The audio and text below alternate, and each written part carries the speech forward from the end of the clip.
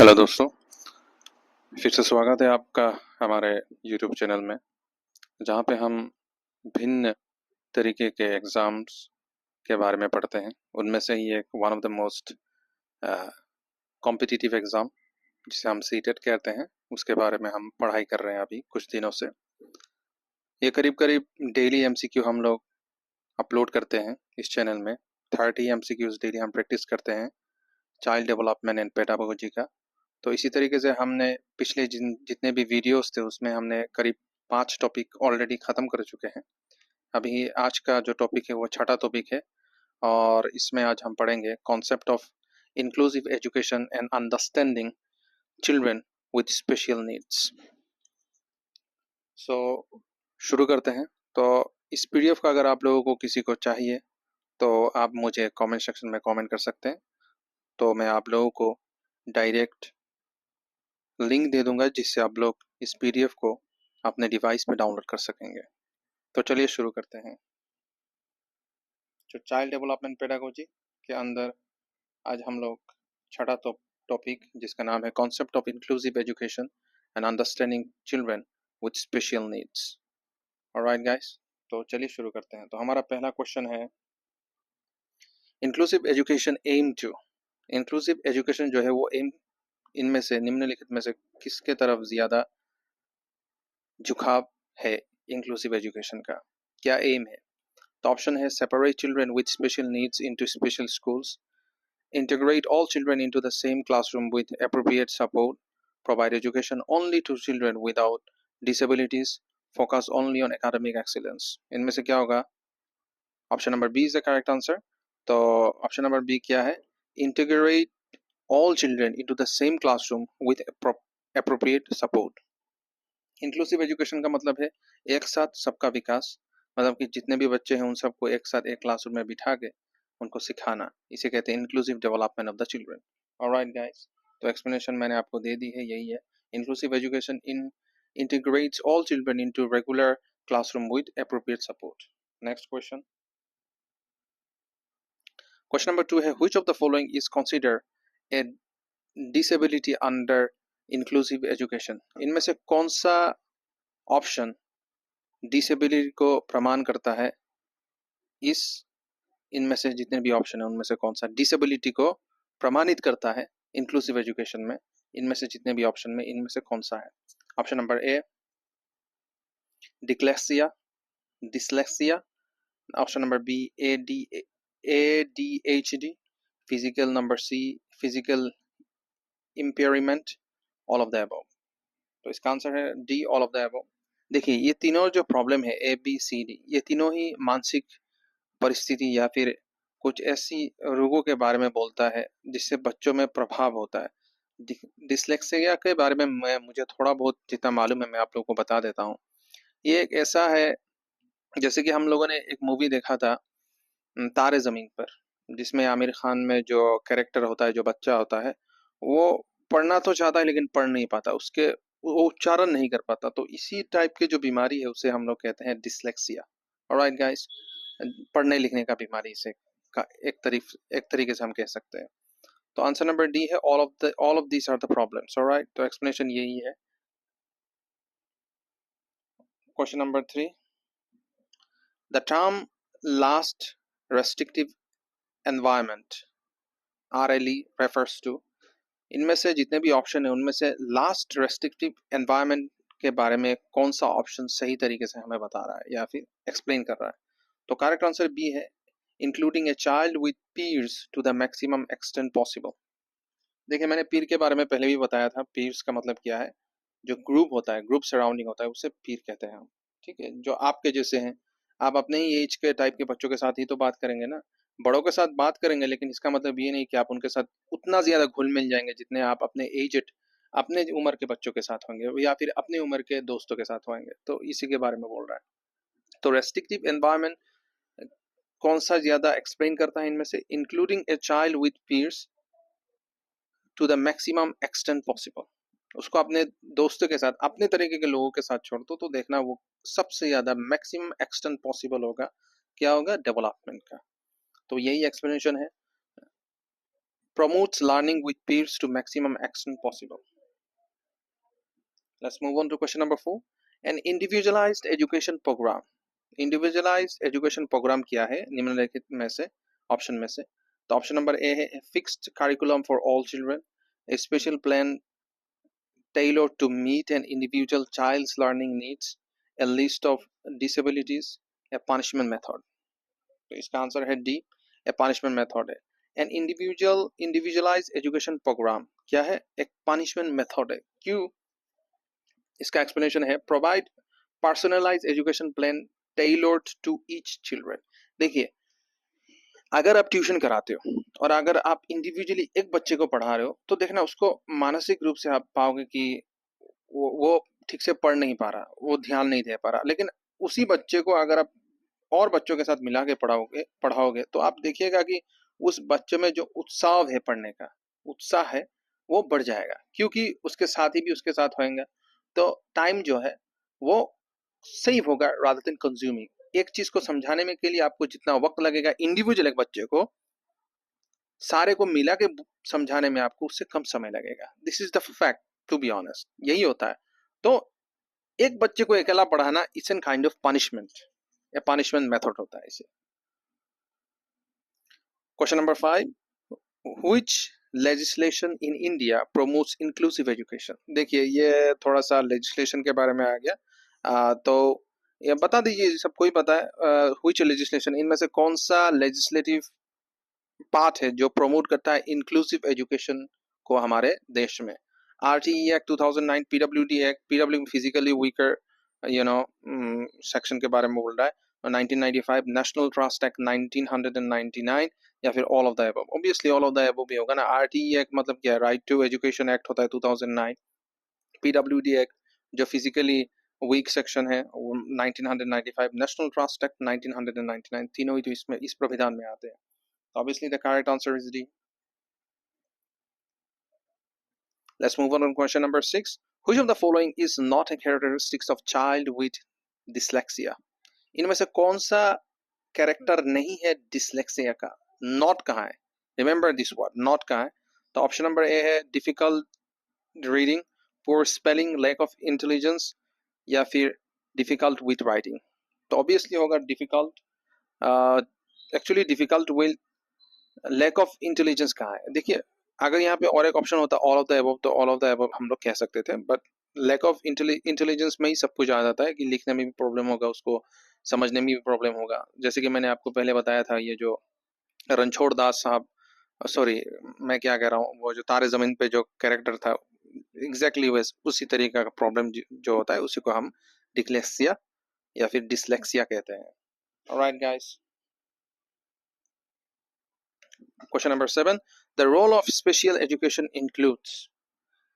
देखिए, इनमें से कौन सा ऐसा ऑप्शन है जो स्पेशल एजुकेशन को इंक्लूड करता है, स्पेशल एजुकेशन के अंतर्गत आता है? Option number A developing EIEPS, teaching in regular classroom only, isolating children from peers, ignoring individual needs. तो आंसर क्या होगा? Obviously answer is A developing IEPS. इसका फुल फॉर्म होगा obviously explanation special education develop. Explanation क्या है? Special education develop. Alright. EPS adopt materials and monitor progress. Question number 8. Universal Design for Learning UDL is. Universal Design for Learning UDL is क्या है इनमें से? Option number A. Design a single fixed curriculum for all. Designing learning environment that accommodate individual differences. Designing classroom only for children with disabilities. Or designing exam only for high achievers. Obviously the answer is B. Designing learning environment that accommodate individual difference. एक ऐसा environment होना चाहिए जिसमें individual difference नहीं होना चाहिए, इसी को कहते हैं हम universal design for learning. Alright. Question number 9. Autism spectrum disorder, जिसे ये एक प्रॉब्लम है, एक बीमारी है. Autism spectrum disorder ASD is characterized by. इनमें से कौन सा ऐसा ऑप्शन है जो ऑटिज्म को दिखाता है? ठीक है. Option number A difficulty in social interaction, option number B repetitively behaviours, option number C communication challenge, all of the above. मैंने कहा ना ऑल ऑफ द अबव भी ऑब्वियसली, बिकॉज ये सारे जो प्रॉब्लम है ये सब ऑटिज्म स्पेक्ट्रम डिसऑर्डर का लक्षण है, ठीक है। डिफिकल्टी इन सोशल इंटरेक्शन, उससे सोशल इंटरेक्शन में प्रॉब्लम होएगा। रिपीटिव बिहेवियर्स होगा उसका, ठीक है। कम्युनिकेशन चैलेंजेस, मतलब कि बात करने में तकलीफ होगा। सो या दिस इज कॉल्ड ऑटिज्म। मैं कहता हूँ ऑटिज्म एक ऐसा प्रॉब्लम है ना, हम जिसे कहते हैं एक्सट्रोवर्ट होता है और एक इंट्रोवर्ट होता है। तो इंट्रोवर्ट का एक्सट्रीम लेवल ऑफ इंट्रोवर्ट जो है उसे कहते हैं autism actually in scientific way. To be honest, that's the thing that I really do believe, you know. Question number 10, the primary objective of inclusive education is. Primary object क्या है inclusive education का? थोड़ी देर पहले हमने ये वाला solve किया था। Academic excellence for all, equal access to education regardless of ability, segregation based on disability type, elimination need for special educators। क्या होगा?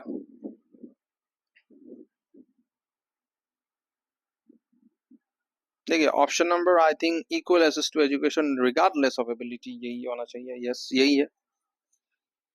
एजुकेशन हर किसी के लिए इक्वल है ना, एवरीवन हैज टू बी पे equal kind of attentions in classroom at the same time. The education has to be equal to everyone, despite of gender, caste, you know, complexity. All right guys, question number 11। देखिए दोस्तों, मेरे पास कोई आधुनिक instrument नहीं है अभी जिसमें मैं आप लोगों को पढ़ा सकता हूँ, लेकिन मैं खुद ये पीपीटी बनाता हूँ आप लोगों के लिए। And it's really a quite be difficult job to do it because making you guys taught in a mobile phone screen, it's really one of the most toughest thing। मुझे अपना डाटा सब कुछ ऑफ करना होता है, उसके बाद PPT बनाना होता है, उसके बाद मैं आप लोगों को पेश करता हूँ with my sound। So question number 11 क्या है? Which strategy is effective in teaching children with ADHD? कौन सा होगा? Allowing frequent break and providing structured tasks using only lecture. Number C, ignoring behavior issues, grouping student by ability only. Option number A is the correct answer. Allowing frequent break and providing structured tasks. Effective teaching के बारे में पूछा है, बस इतना समझ लीजिए। तो क्या होगा? Allowing frequent breaks and providing structured tasks. Alright, किसी को frequent break दीजिएगा बच्चों को, मतलब कि देखिए साइंटिफिकली कहा गया after taking 50 minutes of study everyone should take a rest and do some other work। 50 minute के स्टडी के बाद साइंटिफिकली कहा गया है कि आपको थोड़ा सा रेस्ट लेना होता है, उसके बाद फिर से आपको काम में लगना होता है, तो आपका जो ब्रेन है वो इफेक्टिवली काम करता है। So that's the thing. Question number 12, what does the term speech therapy focus on? Speech therapy इनमें से कौन सा टर्म, कौन सा टर्म इनमें से है जो स्पीच थेरेपी को फोकस करता है, फोकस ऑन करता है? ठीक है, option number A, correcting grammar, improving articulation and communication skills, diagnosing medical condition, developing writing skill. Obviously the answer will be improving articulation and communication skill। explanation क्या है? speech therapy improve articulation and communication skill। speech मतलब क्या? बोलने का जो therapy है वो किस में काम आता है? Improving articulation and communication skill, सही है ना?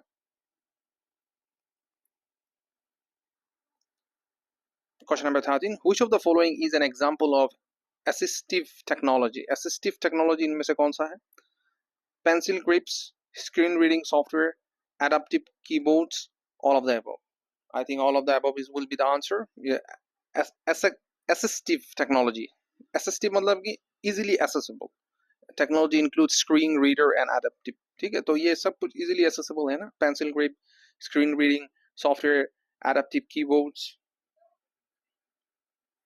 Question number 14, main streaming in education means. Main streaming in education का मतलब क्या है इनमें से? Teaching special needs children in isolation, integrating children into regular classrooms with support, keeping children in home education only, refusing enrollment। क्या होगा? Absolutely the correct answer is B, integrating children into regular classroom with support। बच्चे को integrating children into regular classroom with support, एक बच्चे को classroom के साथ हमेशा जुड़ा के रखना, काम के साथ। क्या काम? इंटरेस्ट, वर्क और टास्क के साथ। Alright, which is question number 15, which is a की barrier to inclusive education?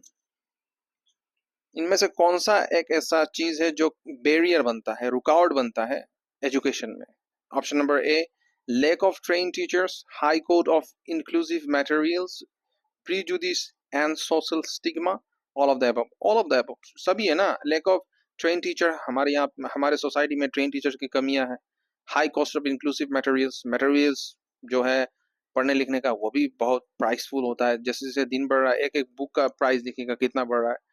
Prejudice in social stigma, कलंक भी है, कई लड़कियों को पढ़ाया नहीं जाता। This is a kind of stigma, जो कलंक लोग कहते हैं। स्टिग्मा का मतलब कलंक, या फिर all of the above. Obviously ये सारे कारण ही तो मिलते हैं ना जो रुकावट है पढ़ाई में। Let's move on to question number 16. A characteristics of children with hearing impairment is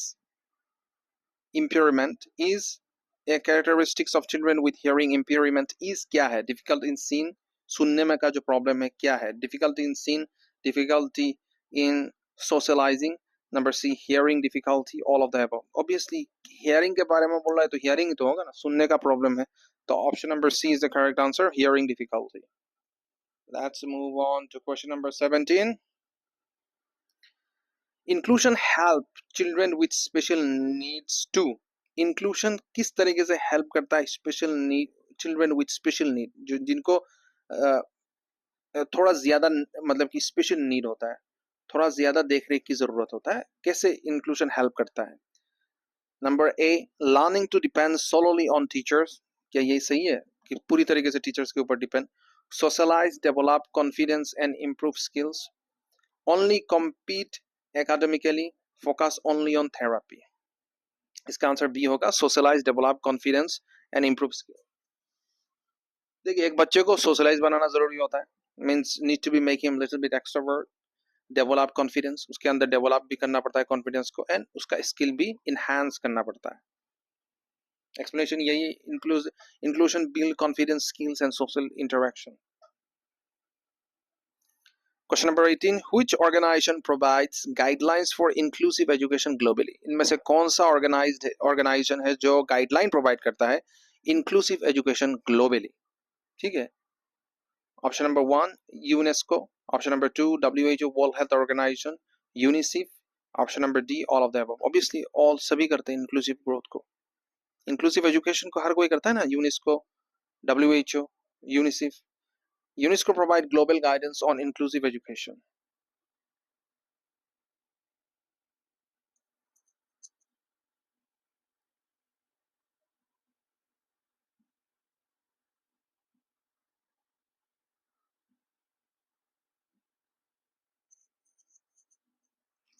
लगता है दोस्तों I think the answer is wrong, D is not all of the above नहीं होगा।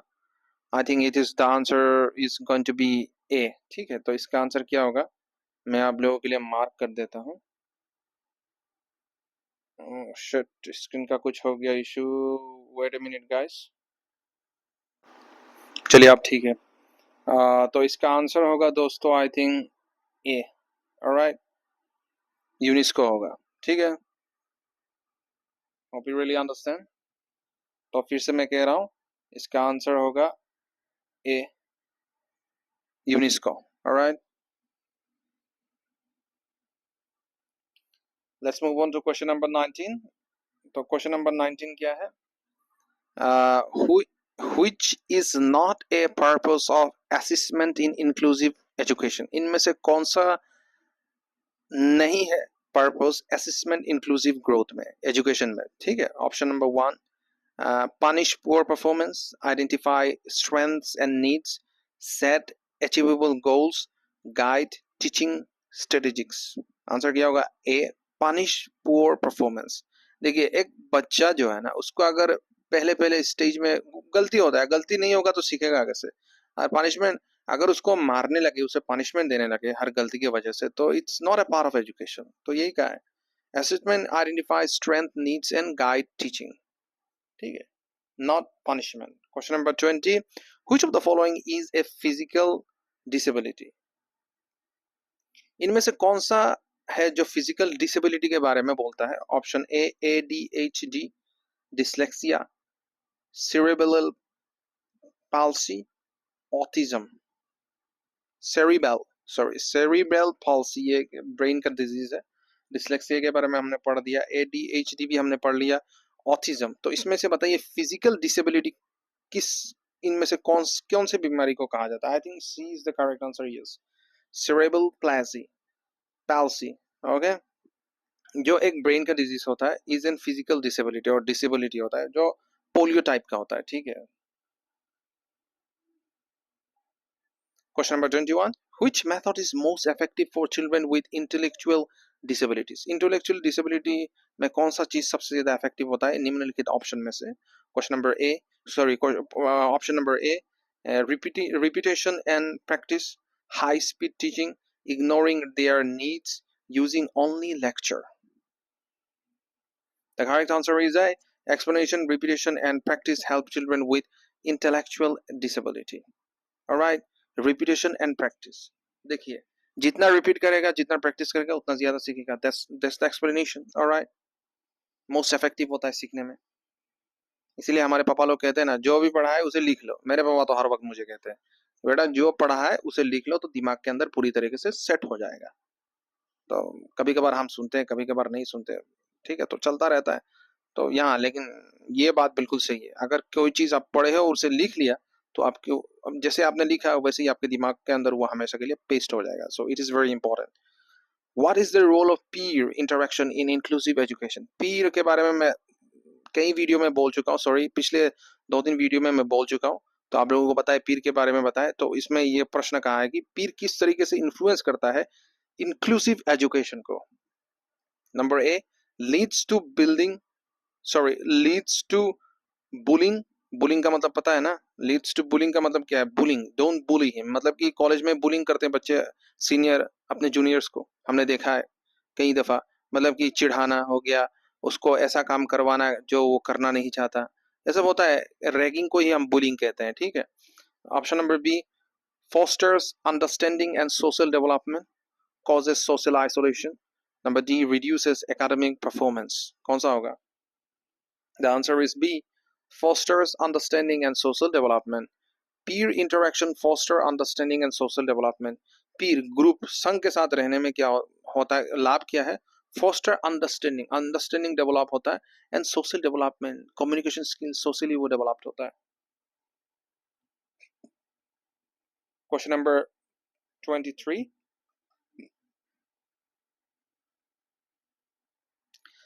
Which is commonly myth about inclusive education? इनमें से कौन सा option जो है वो myth है inclusive education related? सबसे पहले ऑप्शन है inclusive education is only for high achieving children.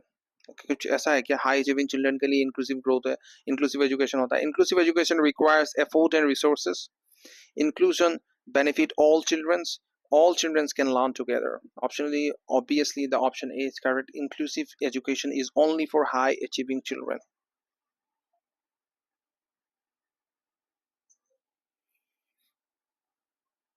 ये एक मिथ है ना, एक झूठ है कि सबसे ज्यादा जो हाई अचीविंग स्टूडेंट है उन्हीं के लिए इंक्लूसिव एजुकेशन सिस्टम. ऐसा कुछ है क्या? It's an myth. ये झूठ है या अफवाह है, ना कि हकीकत है.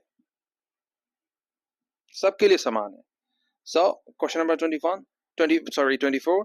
द टर्म, कभी कभी यार जीप फिसल जाता है, उसके लिए मैं माजरत चाहता हूँ. The term development delay refers to. इनमें से कौन सा ऐसा टर्म है जो डिले को रेफर्स करता है, डेवलपमेंट डिले को रेफर करता है?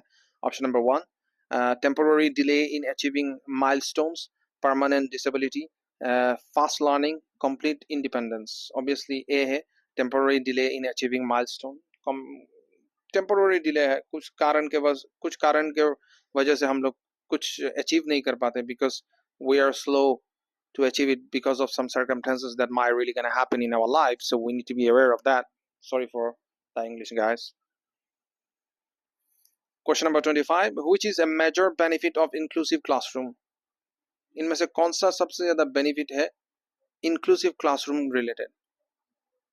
Increased academic achievement, reduce social interaction, more segregation, increase therapy needs? The answer is A, increase academic achievement. Inclusive classroom increase academic and social benefits. Question number 26. What type of support does a para professional provide? Para professional किस तरीके का support provide करता है निम्नलिखित option में से? Physical assistance, emotional support, academic support, all of the above. I think all of the above is going to be the correct answer. Yes, हर तरीके का सपोर्ट उसे प्रोवाइड करता है. असिस्टेंट हो गया, सब इमोशनल हो गया, एकेडमिक हो गया. पैरा प्रोफेशनल का मतलब है प्रोवाइड. एक टीचर्स को ही पैरा प्रोफेशनल कहा जाता है, ठीक है. तो so it's a little bit of high define what in English. So not need to be worried. So para professional teachers को ही कहा जाता है.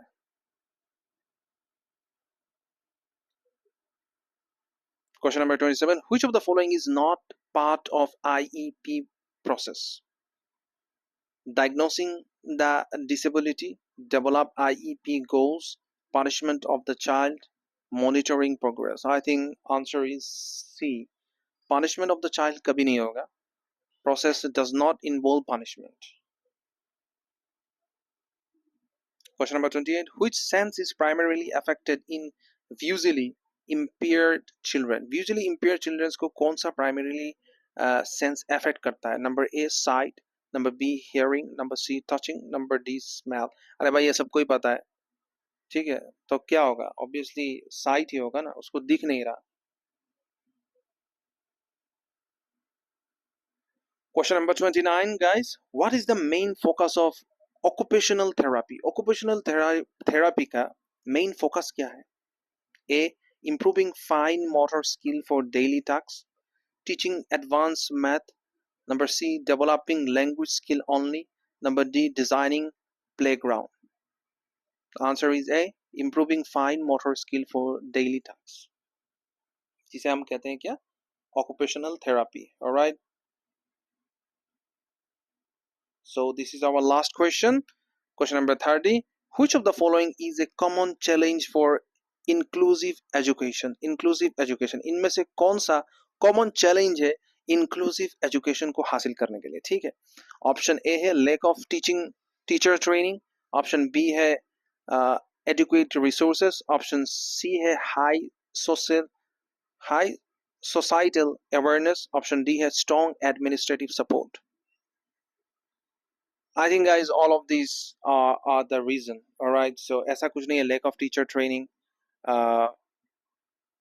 adequate resources, high societal awareness.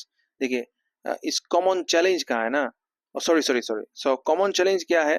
सभी अगर challenges का है कि common नहीं का, अगर देखिए क्वेश्चन में अगर ऐसा कहा है सिर्फ only challenges कहा है. if only challenges का है, only का है, तो all of them are correct होगा. if का है common, सबसे common कौन सा है? देखिए क्वेश्चन में ही आंसर होता है common का. इसमें it mention common. alright, इसने क्या मेंशन किया? common के बारे में, सिर्फ common. तो common जो चैलेंज है वो है lack of teacher training. alright, so इसीलिए तो अभी मतलब कि सुप्रीम कोर्ट ने आदेश कर दिया कि जितने भी स्कूल में या फिर सरकारी हो या फिर प्राइवेट हो, हर स्कूल में सीटेट का होना या फिर स्टेट टेट का होना मैंडेटरी है, अनिवार्य है. नहीं तो किसी को टीचर्स का नौकरी नहीं मिलेगा. तो इसलिए मैं कह रहा हूँ दोस्तों, हमारे साथ बने रहिए ऐसे ही वीडियोस के लिए. Hope you really like this video. अगर आपको ये वीडियो अच्छी लगी, अपने दोस्तों के साथ शेयर कीजिए, लाइक कीजिए और कमेंट कीजिए और सब्सक्राइब करना मत भूलिए. तो show your support and we will reach to the top इंशाल्लाह. So hope you really like this video. तो गाइस मिलते हैं हम आपके साथ नए वीडियो के साथ, एक नए दिन के साथ. ऑलराइट, तो अभी के लिए बस इतना ही. Have a nice day. Bye bye guys.